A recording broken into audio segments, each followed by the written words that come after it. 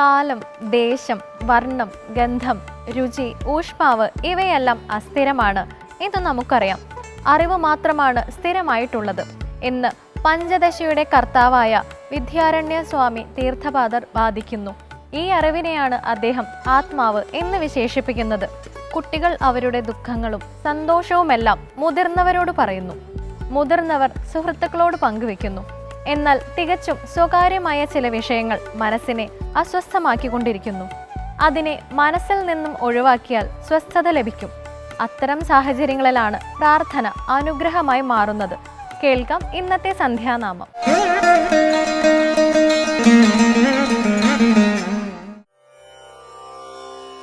അംഗം ഹരേ പുളകഭൂഷണമാശ്രയന്തി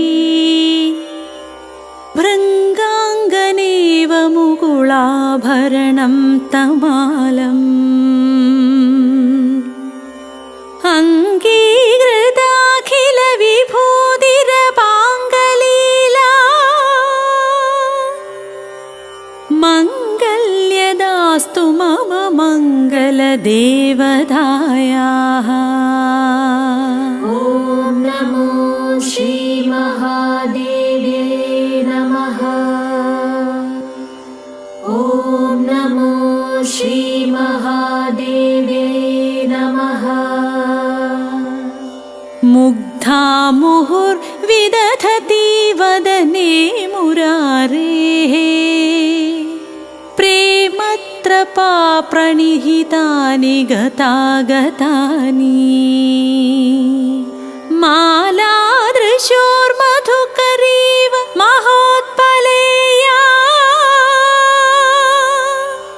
സാമേ ശ്രിയം ദിശതു സാഗര സംഭവായാഃ. ഓം നമോ ശ്രീ മഹാദേവ്യേ നമഃ. ഓം നമോ ശ്രീ മഹാദേവ്യേ നമഃ. ആമീലിതാർത്ഥമധിഗമ്യ മുദാ മുകുന്ദം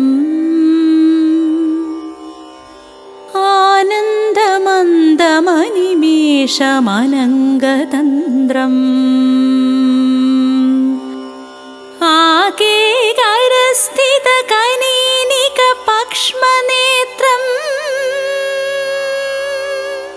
ഭൂത്यै ഭവേന്മമ ഭുജംഗശയാംഗനായാഃ. ഓം നമോ ശ്രീ മഹാദേവ്യേ നമഃ. ഓം നമോ ശ്രീ മഹാദേവ്യേ നമഃ. വിശ്വാമരേന്ദ്ര പദവിഭ്രമദാനദക്ഷം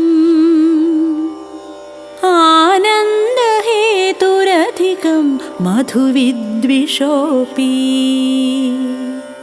ഈശന്നിഷീദതു മയി ക്ഷണമീക്ഷണാർദ്ധം ഇന്ദീവരോദര സഹോദരമിന്ദിരായാഃ.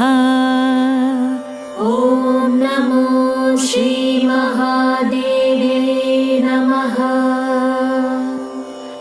ഓം നമോ ശ്രീ മഹാദേവ്യേ നമഃ. ഓം നമോ ശ്രീ മഹാദേവ്യേ നമഃ. ഓം നമോ ശ്രീ മഹാദേവ്യേ